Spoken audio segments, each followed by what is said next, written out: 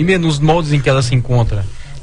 Essa reforma da Previdência proposta pelo governo de Jair Bolsonaro é um crime contra especialmente os pequenos, né? O trabalhador rural, o idoso, o deficiente físico de baixa renda, os professores, as mulheres. Então essa reforma da Previdência é um crime e eu acho que o governo Jair Bolsonaro criou um problema para si mesmo. Eles estão vendendo e venderam a ideia desde o início de que a solução dos problemas do Brasil é a reforma da Previdência.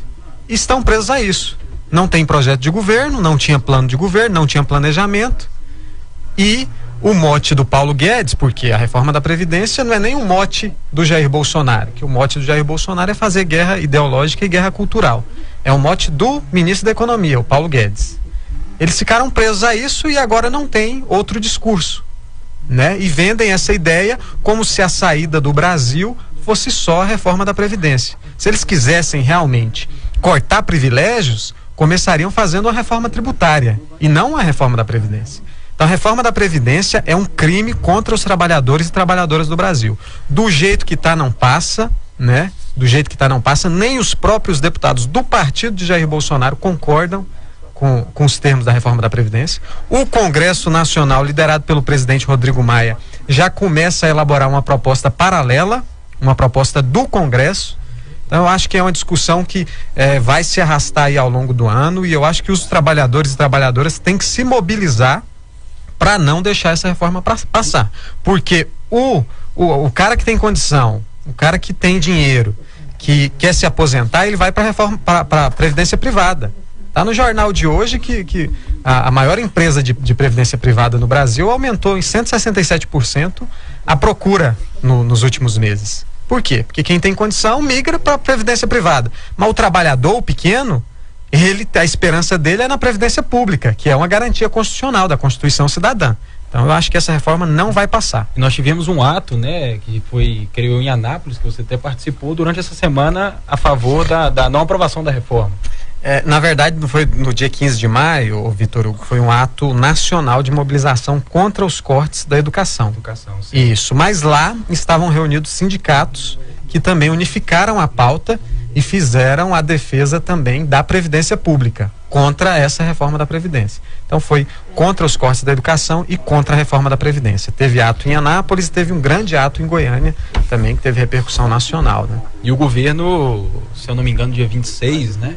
Também está tentando mobilizar aí a população de ir para as ruas para como se fosse uma maneira de resposta, né, aos atos de protesto que houveram, que é algo até mesmo perigoso. Estávamos ouvindo ontem uma análise, né, de não ter essa resposta nas ruas e ter uma mobilização tão grande quanto tivemos essa semana. O próprio MBL já disse que não vai, né? Sim, o MBL não vai participar, já vista ter pautas lá dentro das manifestações que não corroboram o que nós acreditamos. Agora, voltando à pauta principal, para você ver que dentro da questão dos cortes ou dito contingenciamento, existem outras pautas envolvidas, né, inclusive em relação à Previdência. Mas refutando um pouco o que esqueci o seu nome agora, Rimé falou, na verdade, a Previdência atual é a maior fábrica de desigualdades sociais que nós temos. Nós temos uma Previdência que desde 2015 vive um déficit absurdo, com crescimentos crescentes, como eu sempre falo, não é uma questão ideológica, mas é uma questão matemática. E não é um problema de estoque, é um problema de fluxo. Já temos esse problema há algum tempo, não é à toa que o governo que você defende já defendia uma reforma, já colocava ela como pauta importante e prioritária para o nosso país. A reforma é uma condição necessária para a recuperação vigorosa da economia, com perspectiva de 1,2 trilhão, obviamente isso não vai acontecer nesses moldes, porque alguns pontos vão cair da reforma, de fato, na comissão especial, mas só alguns dados interessantes, né? Você falando em relação à questão dos pobres, lembrando que dentro dessa proposta há um combate aos privilégios, às superaposentadorias, em que juízes, legislativo, executivo recebem 30, 40 mil, recebem aposentadorias parlamentares acumulativas, e é isso que a gente também tem que bater. Lembrando que quase 70% ali, 60% do orçamento do governo está no pagamento, na folha de pagamento de previdência, e que a gente gasta mais com previdência, por exemplo, 11 vezes mais do que na saúde, 8 vezes mais do que na educação. Então a gente tem um déficit absurdo que, se isso não for feito, a gente não vai conseguir nem prover esse direito. Não há perda nenhuma de direito adquirido na reforma, isso não existe. Há regras de transições bem claras que ficam dentro desse contexto.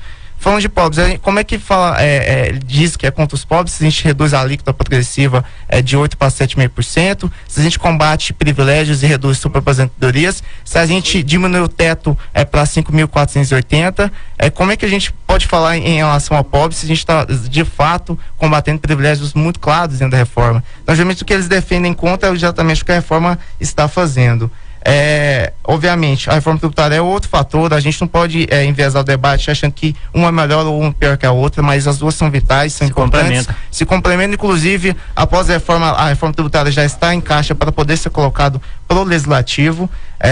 Então, sim, eu não consigo entender. Diego, eu não consigo, acho que tem uma questão conceitual e principiológica aí também. Quando a gente fala da previdência social, a gente não está falando só do sistema previdenciário. A gente está falando de saúde, assistência social e previdência. Sim, exatamente por isso, né? A gente está falando. Então, quando você coloca previdência, às vezes você coloca como se fosse só a questão da aposentadoria. Não, a Constituição de 1988, ela instituiu no seu texto o sistema previdenciário do Brasil como também um sistema de assistência social, de seguridade social, a dita seguridade social. Então, para quê?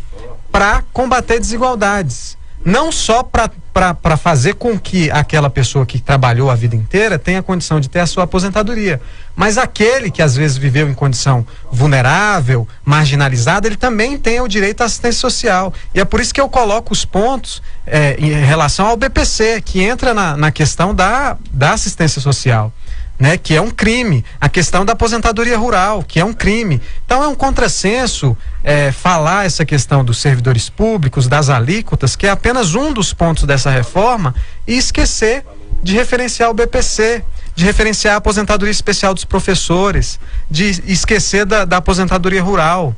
Ok, tirando esses 3 pontos, que provavelmente vão sair. A reforma vai acontecer, ela tem que acontecer. Isso não exclui o debate. A gente não pode pegar, você está falando que eu usei um ponto, você está usando 2 pontos que são, de fato, o que vão gerar menos investimento, vamos dizer assim, menos recurso, para poder enviesar de que a reforma é um crime. Então, assim, eu acho que você está tentando usar um contra-argumento, na verdade, você está refutando algo que você mesmo está querendo dizer. E no Congresso tem um detalhe. No Congresso tem um detalhe. Os congressistas, eles estão muito mais preocupados com o soldo que vão perder do que os R$400 do BPC. Até a bancada da chupeta, que é lá, inclusive é assim, aposentadoria parlamentar, regime especial para mim e para o povo, regime geral. Exatamente. Inclusive no próprio, porque assim, o governo Bolsonaro realmente, de articulação e do poder dele está muito pequeno. Problemas, claro. Tanto é que o PSL, com mais de 50 deputados, tem menos apoio à reforma do que os 8 deputados do Novo, que estão todos apoiando publicamente, fazendo vídeo, dando treinamento, palestras sobre a necessidade da reforma. Tirando todos os dados que sempre falo de déficit de 290 bi, com crescimento progressivo, o Brasil um dos países do mundo que não tem idade mínima, que é outra proposta colocada também dentro da reforma, porque a gente só tinha tempo de contribuição. Queria saber, Lima, qual a solução, qual a proposta alternativa à Previdência que eles podem colocar em relação a isso. Já visto aqui, qual a opção que nós temos? Nós temos a opção de aumentar imposto, aumentar a inflação, emitir mais dinheiro, né? Qual a solução que você acha que é viável para a Previdência do nosso país hoje? Eu acho que a solução para a economia do país não é reforma da Previdência, é estimular a política de crédito, é fazer com que o pequeno, que hoje está endividado... Não tem dinheiro nem para fazer investimento. Você me permite? Sim. Tá. Que o pequeno que está endividado possa conseguir comprar, consumir, porque se ele vai no mercado, ele compra do pequeno empresário, o dono do mercado compra do grande empresário e a roda da economia gira, né? A autoestima volta a crescer e aí a gente começa a ter dinheiro girando, a ter dinheiro rodando no comércio e a economia pungente. A reforma da Previdência, eles estão vendendo, e aí o Diego coloca alguns dados, e eu me lembro muito da reforma trabalhista, né? O governo de Michel Temer vendia aí muitos dados, vamos gerar não sei quantos milhões de empregos, a economia vai crescer, e aí você é bom nos dados, gosta de pesquisar, podia puxar aí, vai gerar não sei quantos mil empregos, né? Vai aumentar não sei quanto o PIB. E a reforma trabalhista, nós temos aí quase 2 anos de reforma trabalhista, e o que a gente está vendo é o aumento do desemprego, é a crise econômica continuando, e o Temer vendeu essa ideia, como se a saída do Brasil naquela época, para resolver os problemas deixados pela Dilma, fosse a reforma trabalhista. E hoje vem um governo eleito recentemente vendendo essa ideia novamente de que a saída é a reforma da Previdência. Então eu acredito que incentivar a política de crédito, levantar a autoestima do povo é a melhor saída e a melhor reforma. E se quiser fazer reforma, começa pela reforma tributária. A trabalhista foi um ensaio, né? Porque se na verdade se não tivesse tido esse ensaio, estava bem pior, eu imagino. Um péssimo ensaio. Não, mas é muito fácil você usar o debate dentro desse contexto. Nós temos que incentivar o povo, nós temos que aumentar o crédito. A gente não tem dinheiro, não temos caixa, não temos investimento, nós não temos recursos para poder fazer isso. Agora, vamos ser pragmáticos. Qual a forma de fazer isso? Nós vamos aumentar a arrecadação, nós vamos fazer o quê? Então, assim, eu acho que quando você usa, é um discurso bonito, teórico, lindo, mas eu tô falando assim, só um minutinho, é muito fácil eu chegar aqui e falar assim, nós precisamos incentivar o povo, nós precisamos incentivar o crédito, nós precisamos fazer isso, mas em nenhum momento se há uma alternativa viável, prática, pragmática, que a gente consiga recuperar a economia. Não existe outra forma, não existe outra alternativa para poder fazer isso. Agora, pontos específicos da reforma, obviamente a comissão especial eles iam ser retirados ou ser alterados, isso é claro. Sim. Quando fala do BPC, que a gente antecipa o valor de 65 para 60 anos e começa a dar o valor de R$400, tem que separar assistência de previdência, outro fator interessante, porque o BPC não é previdência, ele é assistência, né? A questão dos professores, dos militares, que é outro ponto importante que eu acho que o governo errou em entrar junto, porque contaminou a reforma. Mas assim, é interessante quando se coloca o debate nesse nível sem ter alternativas. Eu acho que, eu não sei se o colega aqui concorda também, mas os dados estão aí claros, consistentes, mostrando a necessidade. O Brasil é um dos poucos países do mundo que ainda não fez a reforma, não tem pontos específicos. Eu acho que o momento é agora, é um momento importante para fazer, é duro, é difícil, mas é necessário e isso fica muito claro para todo mundo. Quando eu digo inclusive os que você defendia, também defendiam a reforma. Quando eu digo da política de crédito, na verdade, eu digo dos penduricalhos que há hoje no CPF do trabalhador, né? A gente vê o governo e os governos estaduais perdoando bilhões, milhões de dívidas aí de empresários, né, de banqueiros. E a gente não vê essas facilidades para o pequeno poder renegociar suas dívidas, para ele poder voltar a comprar, ele que está com financiamento da casa aí 3, 4, 5 meses atrasado, poder reparcelar, ele está vendo o banco tomar, né? A gente não vê política de incentivo nesse sentido. E aí eu dou um exemplo, a gente não vê o governo cobrar dos grandes empresários a dívida que eles têm com a Previdência. Beleza, né? Bom, depois eu quero refutar isso aí. Então a gente vê o trabalhador pagando a conta e não tendo estímulo para refinanciar o seu crédito, a sua dívida, e ele que tem que pagar a conta da Previdência, mas a gente não vê o grande empresário que deve a Previdência e que às vezes deve o governo pagar a conta, né? A gente viu ontem o governo de Jair Bolsonaro perdoar 70 milhões de dívidas aí dos partidos políticos. 70 milhões de reais dos partidos políticos. Ontem ele sancionou isso. E aí vem com essa ideia de que a reforma da Previdência vai combater privilégios. Tá, vamos só refutar outro ponto que ele colocou de taxar, na verdade, cobrar os grandes devedores. Só em dados estatísticos comprovados em relação ao isso. Mesmo que, quanto que os grandes empresários devem para o país hoje? Vamos pôr 450 bi. É um exemplo, que eu acho que é o conta final que foi colocado. Beleza, vamos taxar, vamos reparar tudo. E aí, pagamos 2 anos de previdência e depois, o que é que nós vamos fazer? Nós vamos taxar quem agora? Nós vamos taxar grandes fortunas? Vamos taxar grandes fortunas, vamos colocar lá na Bolsa de Valores. Quanto que dá?